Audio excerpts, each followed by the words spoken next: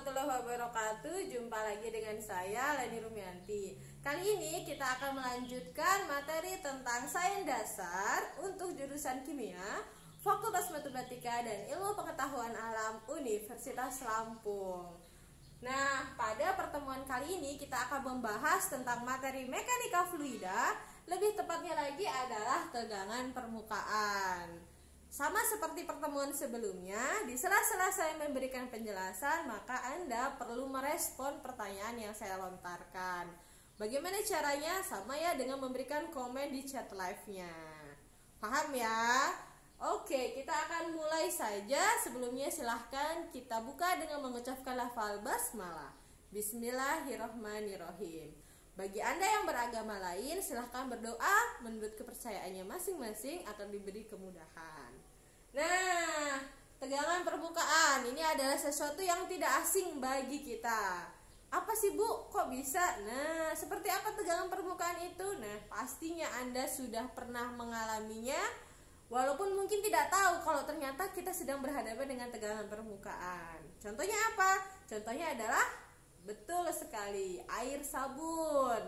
Waktu kecil kan sering tuh mainan air sabunnya ya. Jadi kayak deterjen dikasih air, kemudian kita pakai apa ya? Seperti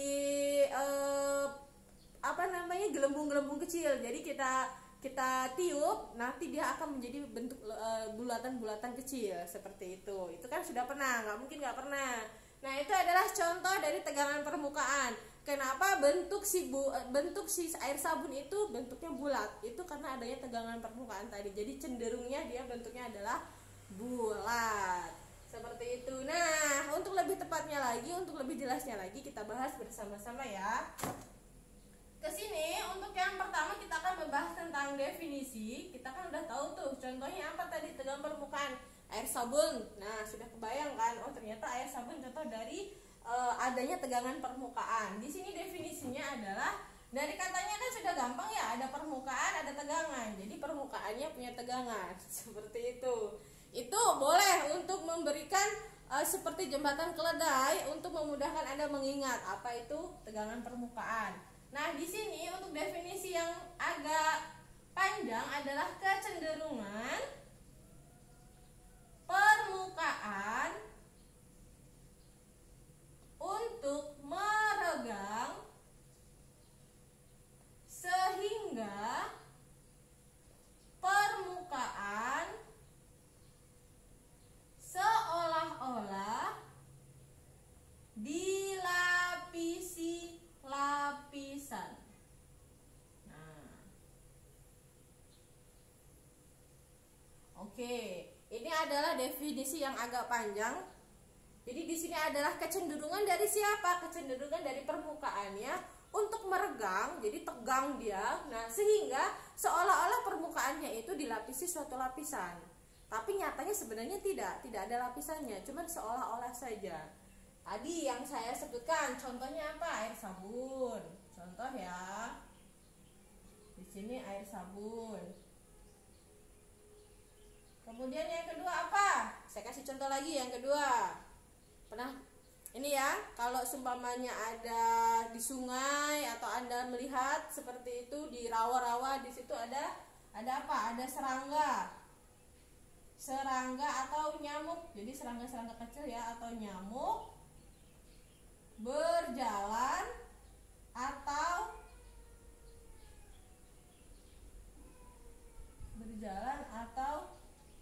berada di atas air.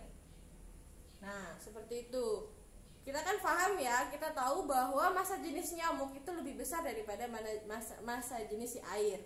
Harusnya si nyamuk itu kalau berdiri di atas air, maka dia akan tenggelam. Faktanya tidak. Faktanya si nyamuk itu bisa berdiri di atas air. Kenapa? Karena di atas di atas permukaan airnya tadi dia meregang, sehingga dia seperti ada lapisannya. Nah, karena ada lapisannya itu tadi, maka si kakinya si nyamuk itu tidak tenggelam. Begitu. Itu contoh kedua ya, serangga-serangga, kemudian si nyamuk.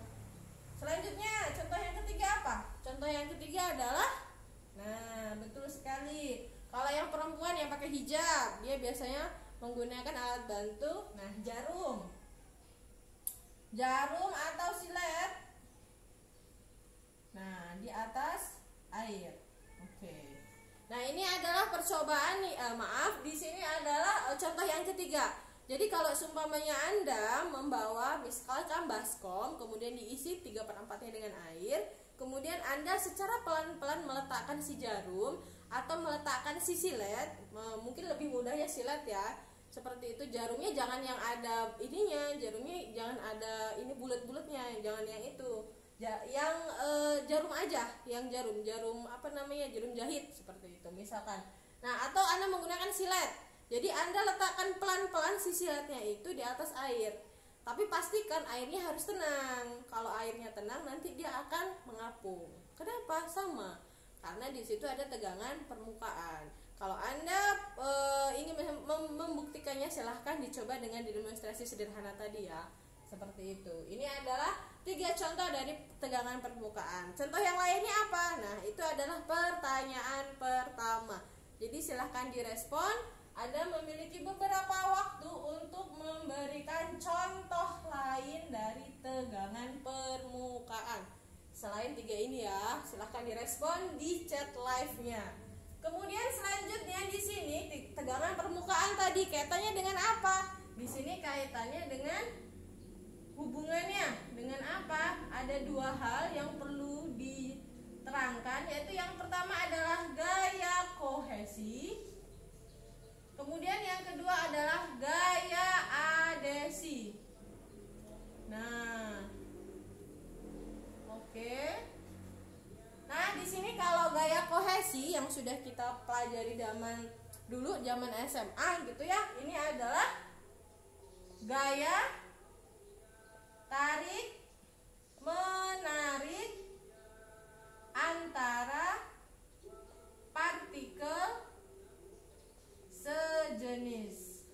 Oke. Kalau adesi otomatis berlawanannya. Jadi di sini definisinya adalah gaya tarik menarik antara partikel tak sejenis. Nah, seperti itu. Di sini kaitannya erat. Sebelum kita membahas tegangan permukaan, apa saja yang mempengaruhinya, kita jelaskan dulu di sini nih. Jadi tegangan permukaan itu erat kaitannya dengan gaya kohesi dan gaya adesi. Nah, di sini contohnya saja ya. Bisa dilihat di sini. Nanti di sini ada kaitannya. Di sini contohnya adalah yang pertama itu adalah tetesan air pada permukaan, pada kaca ya, saya singkat saja, pada kaca. Kemudian yang kedua tetesan air raksa pada kaca. Nah, bisa dilihat ya, nanti ada tetesan air dan tetesan air raksa. Pada saat Anda meneteskan air ke dalam permukaan kaca, di atas permukaan kaca, maka bentuknya akan seperti ini. Ini ya. Jadi kalau air itu bentuknya seperti ini. Oke. Jadi dia melebar. Di sini ya. Jadi air tetesannya itu akan melebar begini. Nah, dia bentuknya melebar. Kenapa bisa melebar? Karena di sini gaya kohesi si air itu lebih kecil daripada gaya kohesi gaya adesi si air dengan si permukaan kaca. Seperti itu ya. Jadi ini kohesinya lebih kecil. Seperti itu. Nah, kalau air raksa diteteskan ke permukaan kaca, maka dia bentuknya akan cenderung bulat. Seperti ini bentuknya. Ini kalau air raksa. Kenapa? Di sini karena gaya adesinya lebih besar. Jadi gaya adesi antara si air raksa dengan kaca itu lebih besar daripada gaya kohesi antara partikel-partikel si air raksanya. Seperti itu. Nah, kaitannya di sini ya, di sini jadi titik singgung antara tadi permukaan dengan si tetesan air itu akan membentuk yang namanya di sini ya. Ini ya, ini kan titik singgungnya nih di sini nih. Titik singgung dari permukaan, ini kan permukaan kaca dengan si tetesan air. Nah, di sini ini kan menyinggung. Jadi kita tarik ke sana. Nah. Nih. Ini dari sini ke sini ini namanya sudut sentuh atau sudut theta. Maaf, sudut sentuh atau sudut kontak yang dilambangkan dengan theta. Seperti itu. Kalau yang raksa yang mana? Jadi ini. Nih. Kan ini ya, ini permukaan si kaca, kemudian di sini tetesan si air raksa. Jadi kemana bentuknya dia? Ke sana. Nah. Jadi dari sini ke sini. Ini adalah tetanya. Seperti itu. Jadi teta di sini apa, Bu? Teta di sini adalah sudut kontak atau sudut sentuh. Seperti itu. Oke, saya stop ya untuk pertanyaan pertama. Anda sudah tidak boleh lagi berkomentar. Jadi walaupun Anda menulis komentar, saya tidak menganggap. Oke, jadi biar belajar untuk efektif dan disiplin. Nah, tadi kaitannya masih banyak ya contoh lainnya dari tegangan permukaan yang tadi saya sampaikan. Di sini ada air sabun, temannya air sabun apa? Air deterjen, seperti itu. Dan teman-temannya masih banyak sekali contoh realnya. Nah, kalau air sama di sini, kalau tetesan air sama kaca itu kan airnya melebar. Tapi kalau semuanya Anda lihat pagi-pagi tadi ya, sama juga embun. Air tetesan embun di daun itu bentuknya akan bulat. Seperti itu tadi ya faktornya. Jadi kalau dia ketemu daun dia akan bulat tadi karena faktor tegangan permukaan tadi. Jadi cenderung bentuknya akan bulat si tetesan embunnya. Seperti itu. Nah, kalau yang di sini tegangan permukaan ini kaitannya dengan kohesi dan adhesi. Nah, kok bisa terjadi tegangan permukaan? Kenapa? Nah, di sini sebabnya adalah gaya kohesinya lebih besar. Jadi gaya kohesi atau gaya tarik menarik antar partikel zat cairnya terserah ya, tidak harus air ya, bisa air raksa, bisa air, bisa bensin, seperti itu. Dia lebih besar, gaya kohesinya lebih besar. Sehingga akibatnya apa? Sehingga memperkecil luas permukaan. Nah, ilustrasinya ini ya, ilustrasi. Kita ambil sebuah wadah, anggap saja baskom. Kemudian di sini dikasih air. Nah, di sini ya, di sini ada partikel-partikel airnya, ada H2O-nya. Seperti itu, kita asal saja gambarnya. Kalau Anda mau, nah di sini karena dia sesama partikel air, dia tadi ya ada gaya tarik menarik antara si partikel airnya. Jadi dia akan saling tarik menarik antara satu dengan yang lain, dia akan saling tarik menarik seperti itu. Kemudian karena dia saling tarik menarik semakin kuat, maka di sini akan membentuk lapisan tabah. Nah, di sini permukaannya akan jadi tambah kecil-kecil. Yang di atas ini, yang di atas karena dia saling narik temennya, kanan kiri bawah gitu kan, ditarik sama dia. Kemudian mengkerucut jadi kecil di atas, mengkerucut jadi kecil di atas, mengkerucut jadi kecil di atas seperti ini. Jadi nanti semakin lama di sini akan penuh. Jadi luas tadi ya, luas permukaannya yang di partikel-partikelnya itu akan diperkecil. Kenapa? Karena tadi saling menarik dengan sesamanya. Nah, seperti ini. Kalau sudah terpenuhi, nah ini yang nanti seakan-akan kelihatan seperti lapisan, seolah-olah ya, seolah-olah lapisan. Padahal sebenarnya nyatanya nggak ada, lapisnya itu nggak ada. Cuman kita di situ seolah-olah ada lapisan, gitu ya. Ini untuk ilustrasi sederhananya tadi ya. Jadi gaya kohesi antara si molekul airnya itu lebih besar sehingga dia akan memperkecil luas permukaan. Nah, luas permukaan ini akan memenuhi di sepanjang tadi, di sepanjang permukaan air, maka dia tadi seolah-olah membentuk lapisan tipis begitu. Nah, di sini untuk rumusnya untuk kita mau berapa sih sebenarnya tegangan permukaan gitu. Jadi di sini ada beberapa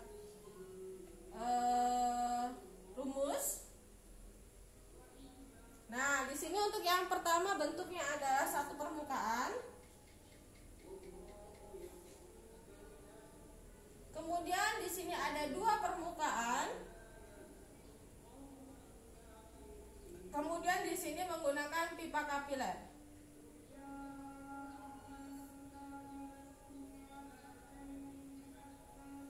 Oke.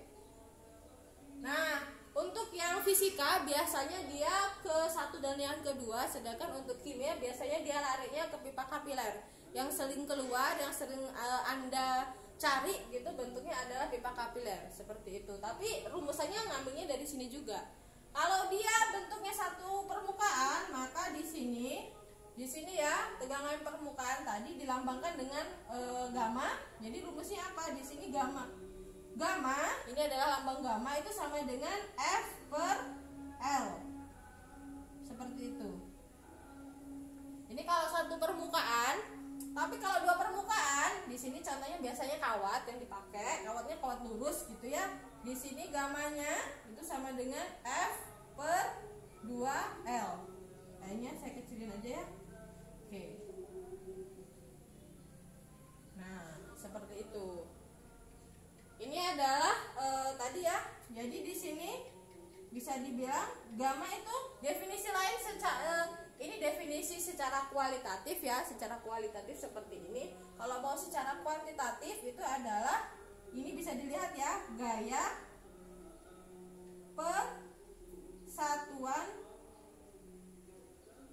persatuan panjang. Nah, ini adalah definisi lain dari tegangan permukaan, yaitu adalah gaya tegang persatuan panjang. Tapi kalau dia permukaannya ada dua, maka di sini gamma sama dengan F per 2L. Jadi dua kali panjang kawatnya. Kemudian kalau pipa kapiler kita ambil dari sini ya, masih sama gamma sama dengan F-nya di sini adalah beratnya, jadi M kali G. Gaya berat seperti itu. Kemudian dibagi di sini untuk bagian panjangnya, kalau dia pipa kapiler maka dia adalah 2 pi R seperti itu. Jadi untuk panjangnya karena dia bentuknya tabung, jadi di sini adalah 2 pi R. Kemudian di sini kita ambil ya, kita turunkan lagi. Di sini masanya kita ambil.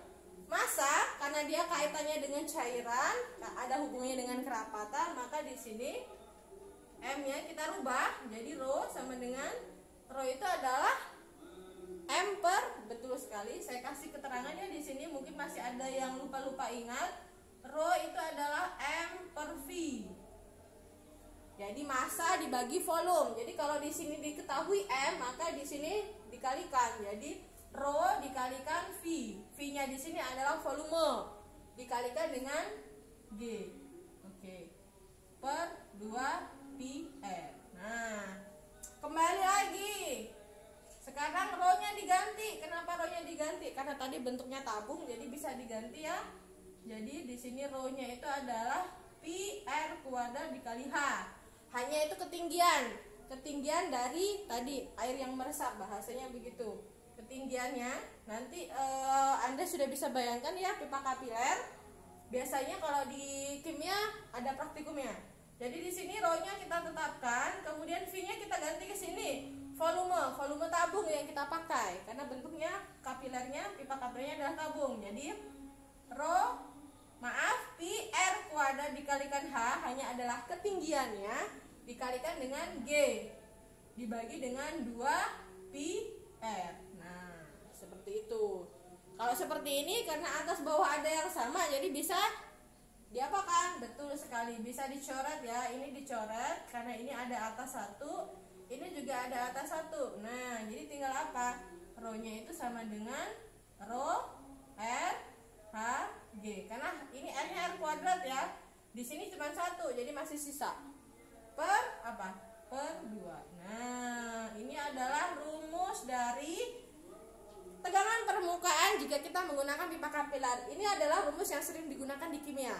Kalau Anda disuruh mencari tegangan permukaan dari berbagai jenis larutan, misalkan larutannya air, kemudian ada air raksa, kemudian ada aseton, kemudian ada bensin dan lainnya seperti itu. Nanti tegangan permukaannya berapa? Nanti bisa dicari dengan ini dari sini ya. Oke, selanjutnya ternyata ada sudutnya. Bisa jadi di situ gayanya membentuk sudut gitu kan ya. Kalau ada sudutnya tinggal ditambahkan saja. Jadi kalau ada sudut di sini, rho sama dengan gamma sama dengan rho kali R kali H kali G kemudian dikalikan cos theta per 2. Oke. Ini ya kalau ada sudut. Kalau yang di atas tidak ada sudut, kalau ini ada sudut. Ini ada sudut. Oke. Nah, ada sudut. Seperti itu. Oke, selanjutnya untuk untuk pertanyaan kedua. Nah, sekarang pertanyaan kedua, apa saja yang mempengaruhi tegangan permukaan? Silahkan Anda merespon dengan cepat. Satu contoh saja, satu mahasiswa mengisi dua ya. Misalkan apa sama apa gitu. Misalkan tadi misalkan ya massa sama apa gitu. Dengan besaran apa begitu. Silahkan direspon ya. Saya kasih waktu beberapa saat sambil saya menjelaskan satuan di sini. Kita kasih keterangan ya. Keterangannya di sini kita ambil gamma. Ini adalah tegangan permukaan. Tegangan permukaan. Jadi satuannya di sini kalau kita menggunakan satuan internasional atau SI, maka satuannya adalah F-nya itu adalah Newton, kemudian L-nya itu adalah meter. Itu kalau satuan SI. Nah, akan tetapi untuk beberapa buku menggunakan satuan British yang banyak digunakan di Inggris. Jadi satuan lain dari Newton per meter ini adalah apa? Di sini bisa juga menggunakan Dine per sentimeter. Oke. Sama ya. Dine itu adalah satuan untuk gaya pada saat kita menggunakan satuan British. Jadi Dine per sentimeter. Di sini bisa dikasih keterangan bahwa satu Dine itu sama dengan 10 pangkat min 5 Newton. Begitu. Jadi bisa menggunakan satuan SI. Ini satuan SI bisa menggunakan satuan British. Nah, SB, satuan British. Karena banyak buku menggunakan satuan British untuk tegangan permukaan. Selanjutnya F-nya ini adalah gaya. Satuannya apa? Satuannya tadi ya Newton. Atau jadi bisa satuan Newton atau satuannya Dine tadi yang saya sampaikan. Ini adalah satuan gaya. Selanjutnya L ini adalah panjang. Satuannya adalah meter atau kalau dia satuan British maka sentimeter. Seperti itu. Kemudian L sudah, kemudian di sini G ini adalah percepatan gravitasi. Percepatan gravitasi. Satuannya apa? Satuannya adalah meter per sekon kuadrat. Atau kalau dia British maka di sini meter berubah menjadi sentimeter, kemudian sekon tetap ya, sekon kuadrat. Seperti itu. Selanjutnya H itu ketinggian. H itu ketinggian. Sama ya, namanya ketinggian masuk panjang dia. Satuannya adalah meter atau sentimeter. Kemudian R itu adalah jari-jari. Saya taruh sini jari-jari, sama dia satuannya meter atau sentimeter. Ada lagi, oke, terakhir rho itu adalah massa jenis. Massa jenis satuannya adalah kilogram. Di sini bisa dilihat ya, massa itu adalah kilogram, volume itu adalah meter pangkat 3. Atau bisa juga menggunakan kilogramnya berubah menjadi gram, meter kuadratnya berubah menjadi sentimeter pangkat 3. Oke. Ini adalah satuan-satuan dan keterangan dari rumusnya. Oke, saya tutup ya. Tadi untuk pertanyaan kedua tentang faktor-faktor yang mempengaruhi tegangan permukaan. Jadi apa saja yang mempengaruhi tegangan permukaan? Anda boleh melihat dari rumus, bisa ya, otomatis yang mempengaruhinya apa? Di sini bisa rapat massa jenisnya, bisa mempengaruhi di sini ya. Saya akan membuatkan ke sini, ini faktor-faktornya. Di di sini massa jenis. Boleh, di sini ada massa jenis ya. Row-nya itu adalah massa jenisnya. Kemudian di sini bisa juga dengan tadi, kalau mau mengambil dari sini boleh, jadi jari-jarinya seperti itu. Kemudian yang lain daripada yang ini adalah yang mempengaruhi tegangan permukaan itu adalah siapa? Itu adalah suhu. Walaupun tidak ada di rumus ya, tapi suhu mempengaruhi. Kenapa? Makanya kalau Anda mau mencuci baju, kenapa menggunakan tadi ya, kalau ada air dingin sama air panas, lebih bersihan yang mana? Kalau Anda pernah melakukannya pasti lebih bersih untuk yang pakai air panas. Kenapa? Karena air panas itu menurunkan tegangan permukaan. Jadi kalau Anda tidak punya deterjen di rumah, tetapi bajunya udah kotor, bisa Anda menggunakan air panas. Karena tadi ya, si air panas itu bisa menurunkan tegangan permukaan. Sama halnya dengan deterjen. Kenapa kalau nyuci baju itu pakai deterjen? Kenapa nggak air aja gitu? Kalau air aja itu tadi dia belum mampu tegangan permukaan si air itu kan cukup besar. Maka kalau Anda mencuci air, bahannya berbeda-beda, dikenakan air, belum tentu bisa basah, belum tentu bisa membersihkan si kotoran yang menempel di baju. Kenapa? Karena tadi tegangan permukaan si airnya itu cukup besar. Nah, maka dibantu dengan apa? Dibantu dengan deterjen. Itu. Jadi fungsi deterjen itu untuk menurunkan tegangan permukaan. Biar apa? Biar dengan tegangan permukaan airnya diturunkan, maka tadi dia bisa menembus si bahan-bahan. Jadi bahan-bahan dari pakaian ya itu bisa meresap dan bisa dibersihkan seperti itu.